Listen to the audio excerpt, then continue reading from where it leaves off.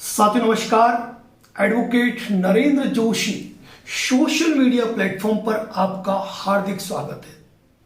साथियों, जब कोई व्यक्ति किन्हीं विषम परिस्थिति और आर्थिक हालातों के चलते मल्टीपल लोन डिफॉल्ट का शिकार हो जाता है, दिमाग में नाना प्रकार के तनाव घर कर लेते हैं। कहीं रिकवरी एजेंट का आतंकवाद दिखता है तो कहीं कोर्ट, पुलिस और फर्जी वकीलों की धमकियां दिखती है।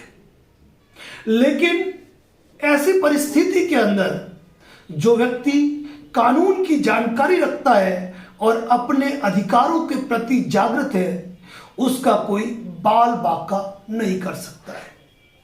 किन्हीं विषम परिस्थिति और आर्थिक हालातों के चलते यदि आप भी मल्टीपल लोन डिफॉल्ट का शिकार हो चुके हैं तो आपको यह जानना जरूरी है कि कानूनी रूप से आपके खिलाफ क्या कानूनी कार्रवाइयां हो सकती है। साथियों, सबसे पहले तो मैं आपको यह संदेश देना चाहूंगा कि किन्हीं विषम परिस्थिति और आर्थिक हालातों के चलते यदि आप लोन डिफॉल्ट का शिकार हो चुके हैं, यदि आपके मल्टीपल लोन डिफॉल्ट हो चुके हैं, तो ऐसी स्थिति में आपको बैंक को, कंपनी को एक प्रायर नोटिस विधिक आधारों पर जरिए पोस्ट भेजना जरूरी है, ताकि आगामी होने वाली कानूनी कार्रवाइयों में आप अपनी उचित विधिक प्रतिरक्षा कर पाए। लेकिन जब भी व्यक्ति कोई लोन डिफॉल्ट करता है तो उसके दिमाग में एक तनाव परमानेंट बना रहता है, पुलिस का, जेल का, वकील का, आर्बिट्रेशन का, आपराधिक कार्रवाई का, सिविल कार्रवाई का। तो आज हम आपके सामने मुख्य रूप से चाहे अनसिक्योर्ड लोन हो चाहे सिक्योर्ड लोन हो, दोनों ही लोन के मैटर में, खैर मेरी मैक्सिमम बातें सटीक बैठेगी अनसिक्योर्ड लोन पे, कौन कौन सी कानूनी कार्रवाइयां की जाती है, उन कानूनी कार्रवाइयों में आज मैं कोर्ट कार्रवाई और आर्बिट्रेशन प्रक्रिया में मूल रूप से क्या अंतर है और कहां पर आपको ज्यादा अवेयर रहने की जरूरत है, यह जानकारी देने का पूरा प्रयास करूंगा। साथियों, किन्हीं विषम परिस्थिति और आर्थिक हालातों से यदि आप लोन डिफॉल्ट का शिकार हो गए तो मुख्य रूप से क्रिमिनल कंप्लेंट के रूप में आपके खिलाफ कंपनी ईएमआई बाउंसिंग पर section 25 the payment and settlement act के तहत कार्रवाई कर सकती है। कंपनी आपके खिलाफ यदि आपके चेक कंपनी के पास पड़े हैं तो सेक्शन 138 एनआई एक्ट के अंतर्गत कार्रवाई कर सकती है। यहां पर यह ध्यान रखना भी जरूरी है कि section 25 the payment and settlement read with 138 NI Act कहा जाता है, लेकिन वो ईसीएस बाउंसिंग होता है और 138 एनआई एक्ट जो स्पेशली है वह चेक बाउंस के मैटर में है। इसके अलावा कंपनी आपके खिलाफ बीएनएस 316, 318 की कंप्लेंट कंसर्न कोर्ट में फाइल करती है। तो ये मुख्य जो आपराधिक कार्रवाई जो क्रिमिनल कंप्लेंट कंपनी करती है, मैंने उसकी जानकारी दी। अब चाहे कंपनी सेक्शन 25 का नोटिस, सेक्शन 25 की कार्रवाई करे, 138 एनआई एक्ट की कार्रवाई करे, बीएनएस 316, 318 की कार्रवाई करे, इन सभी कार्रवाइयों को करने से पहले कंपनी को आपको एक नोटिस देना पड़ेगा जिसको डिमांड नोटिस कहा जाता है, और वह डिमांड नोटिस बीएनएस 316, 318 के साथ हो सकता है। वह demand notice section 25 the payment and settlement act, वह डिमांड नोटिस 138 एनआई एक्ट के अंतर्गत होगा। और ध्यान रखिएगा, इन 138 और सेक्शन 25 में 15 डेज यानी कि 15 दिन का नोटिस होता है। यानी कि कंपनी ने आपको नोटिस दिया और आपको नोटिस प्राप्त हुआ, उसके 15 दिन के अंदर कंपनी कोई भी कार्रवाई नहीं कर सकती है। 15 दिन के बाद और उसके पश्चात 30 दिन के भीतर कंपनी को कोर्ट में कंप्लेंट फाइल करनी पड़ती है। साथियों, जब section 25 the payment and settlement, 138 NI Act और BNS 316 318 के अंतर्गत जब कंप्लेंट फाइल होती है तो पहले आपको BNSS 223 के नोटिस जारी होते थे, किंतु हालिया माननीय सर्वोच्च न्यायालय की एक लैंडमार्क जजमेंट के बाद अब कोर्ट में सीधे प्रसंज्ञान होकर आपको कोर्ट समन करती है, यानी समन भेजती है। बाकी आज से पहले क्या हो रहा था कि इस मामले में BNSS 223 का नोटिस भेजा जाता था, जहां आपको सुनवाई का अवसर मिलता था और आप कॉग्निजेंस पर अपनी आपत्ति लेना चाहे, अपनी तरफ से कुछ कहना चाहे या पहली हियरिंग पे जाके पेमेंट करना चाहे, जो जो बात है वो सारी चीजें हुआ करती थी। हो सकता है अभी भी आपके पास BNSS 223 के नोटिस आ रहे हो, क्योंकि उस जजमेंट से पहले जारी हो चुके हो, लेकिन इसमें कोर्ट का समन आएगा। समन पे आप कोर्ट उपस्थित हो गए तो फिर आगे ट्रायल बढ़ेगी। अगर आप समन पे उपस्थित नहीं हुए और बेलेबल वारंट आपको आया, बेलेबल वारंट की आपको तामील हुई, बेलेबल वारंट की तामील पे आप उपस्थित हो गए तो अपनी जमानत करवा ली। अब बेलेबल वारंट पे भी नहीं गए तो अरेस्ट वारंट जारी हो गया। साथियों, इन प्रक्रियाओं में कई बार 5-5, 7-7 साल लग जाते हैं। तामीलों के अंदर फाइल चलती रहती है कि यानी कि जो अपीयरेंस ऑफ एक्यूज्ड कहा जाता है, यानी कि आरोपी की उपस्थिति कही जाती है। जब तक इन केसेस के मैटर में जो एक्यूज्ड है, जो लोन डिफॉल्टर है, वह कोर्ट में अपीयर नहीं होगा, तब तक केस उसी स्टेज पर रहेगा, यानी कि आगे नहीं बढ़ता है। बाकी इस मैटर में लंबी जानकारियां हमने और भी वीडियो में दे रखी है। अगर आप अपीयर भी हो गए, उसके बाद आरोप सारांश, उसके बाद एविडेंस एफिडेविट पेश करते हैं जो कंप्लेनेंट के एडवोकेट है वो कंप्लेनेंट कंपनी की तरफ से, उसके बाद मुख्य परीक्षा होती है जिसको एग्जामिनेशन ऑफ चीफ कहा जाता है, उसके बाद क्रॉस एग्जामिनेशन होता है, उसके बाद बयान मुलजिम की स्टेज आती है, उसके बाद डिफेंस एविडेंस की स्टेज आती है, उसके बाद आर्ग्यूमेंट और फाइनल आर्ग्यूमेंट की स्टेज आती है, और यहां पर अंत में आता है जजमेंट की स्थिति। यहां पर साथियों सेक्शन 25 और 138 में जो सुप्रीम कोर्ट ने लैंडमार्क जजमेंट दिया, उसमें बहुत बड़ी बात कह दी कि यदि समन पर या पहली पेशी पर उपस्थित होकर कोई पार्टी EMI अमाउंट जमा करवाता है जो विवादित मामला है उस पे, तो बिना कोई अदर चार्जेस दिए केस खत्म हो जाएगा। उसके बाद अलग अलग स्टेजेस है, उन स्टेजेस पर 5%, 7.5%, 10%, यानी कि डिफेंस एविडेंस और जजमेंट, यहां तक कि अपील के अंदर भी व्यक्ति पेमेंट जमा करा के केस में बाहर निकल सकता है। पहले क्या होता था कि फर्स्ट हियरिंग पे अगर कोई समझौता हो गया, आपने पेमेंट दे दिया तो ठीक है, उसके बाद कंप्लेनेंट की मर्जी हुआ करती थी, वो चाहे तो पेमेंट ले चाहे तो नहीं ले। लेकिन लैंडमार्क जजमेंट ने इन सारे नियम और परिस्थितियों को चेंज कर दिया।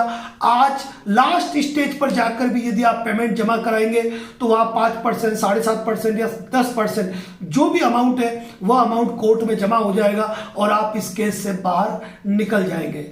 लेकिन साथियों, ये जो भी केस है ना, ये सालों चलते हैं, सालों चलते हैं, क्योंकि हिंदुस्तान के कानून की एक धारणा बड़े ही सुदृढ़ तरीके से स्थापित की गई है कि 100 गुनहगार छूट जाए लेकिन एक बेगुनाह को सजा नहीं होनी चाहिए, और उसी की तर्ज पर चलता है भारत का कानून। पर्याप्त मौके पे मौके, अवसर पे अवसर मिलते हैं कि व्यक्ति अपनी बात को प्रतिपादित कर पाए और अपनी बातों को रख पाए। तो साथियों, सेक्शन 25, 316, 318 जैसा मैं हमेशा से कहता आया हूं कि कभी भी किसी भी मामले में किसी व्यक्ति ने 2 साल की सजा नहीं भुगती है, लेकिन भारत की न्याय व्यवस्था पर लोगों को बहुत भरोसा है, बहुत भरोसा। यहां ऐसा नहीं है कि समन भेज दिया, पार्टी उपस्थित नहीं है, उसके खिलाफ एक्स पार्टी ऑर्डर कर दो। यह सिविल कार्रवाई में जरूर होता है। यदि आपके खिलाफ ऑर्डर 37 या सिविल प्रक्रिया में राशि की रिकवरी का सिविल सूट लगाया गया है, आपको नोटिस सर्व हो गया और आप नहीं उपस्थित हुए, तो आपके खिलाफ एक्स पार्टी जो ऑर्डर होना है, डिग्री होनी है, वो आपके खिलाफ हो जाती है। लेकिन कंपनियां कभी भी जो वित्तीय संस्थान होते हैं, अमूमन NBFC कंपनियों की बात करूंगा, कभी भी सिविल कार्रवाई में नहीं जाती है, क्योंकि वहां लगती है भारी कोर्ट फीस। और जब मालूम है कि सामने वाले व्यक्ति की तो वैसे ही आर्थिक स्थिति खराब है, अगर हम सिविल दावा भी कर लेंगे, कोर्ट फीस भी लगा देंगे, तो हम क्या वसूल कर पाएंगे। कभी कभी आप लोगों को क्रेडिट कार्ड में सिविल केस फाइल करने का नोटिस आता है, तो मैं कहता नहीं हूं शांति से बैठ जाओ, क्योंकि जितना खर्चा उनको कोर्ट में लगेगा ना, उतने में तो सेटलमेंट हो जाता है। बस भरोसा रखना है, विश्वास रखना है। विषम परिस्थिति, आर्थिक हालातों में फंसे हो तो घबराना नहीं है, और जब भी घबराने की बात आए तो हमारी एक बात याद कर लीजिए, मैं हूं ना। अब बात करते हैं, चलिए ये तो होगी भारत के कानून व्यवस्था का एक महत्वपूर्ण भाग, कोर्ट कार्रवाई। लेकिन इससे पृथक कार्रवाई होती है एक आर्बिट्रेशन की कार्रवाई।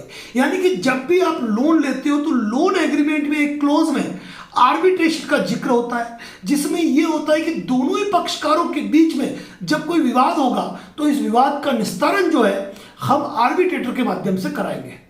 लेकिन बहुत सारी एनबीएफसी कंपनियों के दिमाग में कुकुर मुत्ते की पैदाइश है, उल्टे सीधे ख्यालात आते रहते हैं, और न जाने किन मास्टर लोगों से ये अपने एग्रीमेंट बनाते हैं और एग्रीमेंट में लिख देते हैं कि दोनों ही पक्षकारों के बीच में विवाद होने पर आर्बिट्रेटर की नियुक्ति, आर्बिट्रेटर का स्थान, आर्बिट्रेटर की भाषा कंपनी द्वारा चयन की जाएगी। बस यही एक बात इन कंपनियों को बहुत पीछे धकेल देती है। ना तो ये हाईकोर्ट डायरेक्शन के लिए जा सकते हैं इस मैटर में, क्योंकि इन्होंने ऑलरेडी एक इलीगल क्लोज अपने एग्रीमेंट में लिख दिया है। और कंपनियों के लोन, कुछ लोग कहते हैं, आप देखते होंगे जब हम YouTube पे इस प्रकार के वीडियो सार्वजनिक करते हैं, तो कुछ लोग कहते हैं आपने कंपनी के लोन एग्रीमेंट पे साइन करके दिए, आप आबद्ध है उसके लिए, कंपनी आपके खिलाफ कहीं भी कार्रवाई कर सकती है। तो क्या कंपनी का लोन एग्रीमेंट भारत के कानून से बड़ा हो गया?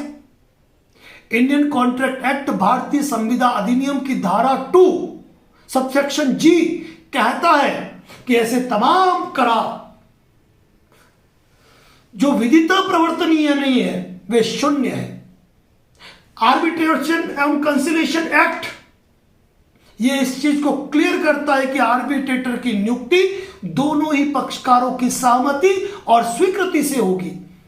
तो क्या किसी एरी गेरी नत्थु खेरी एनबीएफसी कंपनी का लोन एग्रीमेंट भारत के कानून से बड़ा हो गया? बिल्कुल नहीं। लेकिन ये इस एग्रीमेंट का फायदा उठाते हुए आपको धारा 62 का नोटिस, धारा 21 का नोटिस, सेक्शन 11 का नोटिस, हियरिंग के लगातार नोटिस आपको भेजते रहते हैं, और आप गलती करते हैं इनका जवाब नहीं देने की। बड़ी बदमाशियां ये आर्बिट्रेटर ट्रिब्यूनल भी करते हैं कि ये सैटेलाइट में बैठकर आर्बिट्रेशन की कार्रवाई कर रहे हैं, जिनके कई आर्बिट्रेटर के अपने पते मौजूद ही नहीं है।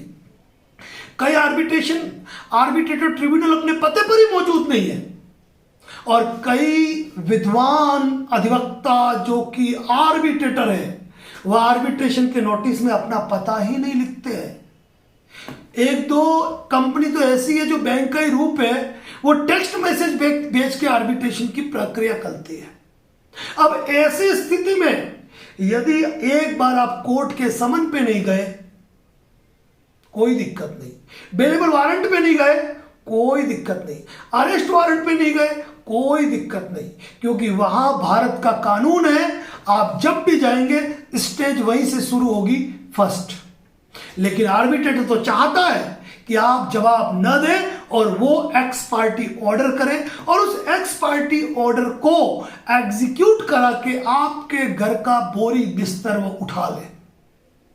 बस साथियों, यही चुक जाते हैं हम, यही चुक जाते हैं हम कि जब भी आर्बिट्रेशन का नोटिस टेक्स्ट मैसेज के रूप में, व्हाट्सएप मैसेज के रूप में, मेल के माध्यम से, रजिस्टर्ड पोस्ट के माध्यम से आता है, और हम उन नोटिसों को दरकिनार कर देते हैं।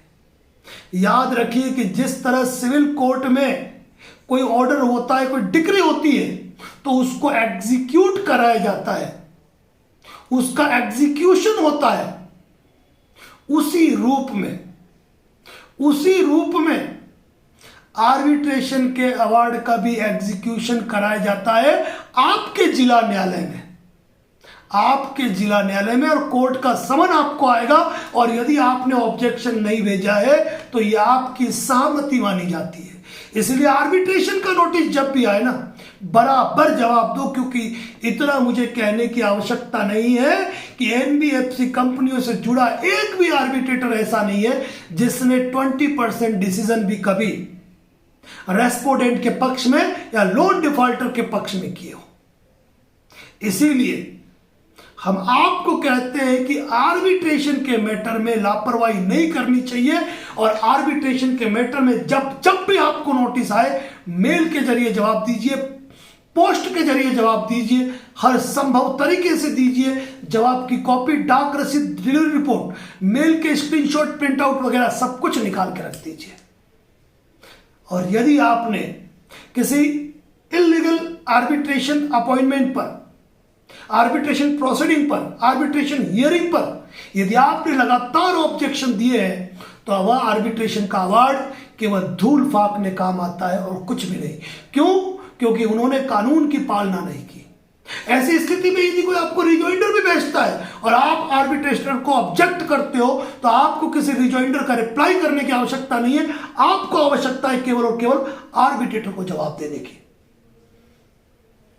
साथियों, आर्बिट्रेशन के मैटर में एक नहीं अनेकों वीडियो पोस्ट किए हैं, यहां तक कि आपने यह भी देखा है कि फर्जी आर्बिट्रेशन अवार्ड पास करके जब दिल्ली पुलिस के जवान वकील साहब के साथ, एनबीएफसी की लीगल टीम के साथ पहुंच गए थे सामान उठाने, और हमारी रिकॉर्डिंग सुनी होगी आपने, बड़े ही प्यार और मोहब्बत से दिल्ली पुलिस को भी और उन वकील साहब को भी समझाया कि आप क्या अवैध कार्य कर रहे हैं, बंद कर दीजिए, कहीं ऐसा ना हो पुलिस की नौकरी चली जाए और आपको दिक्कत आ जाए।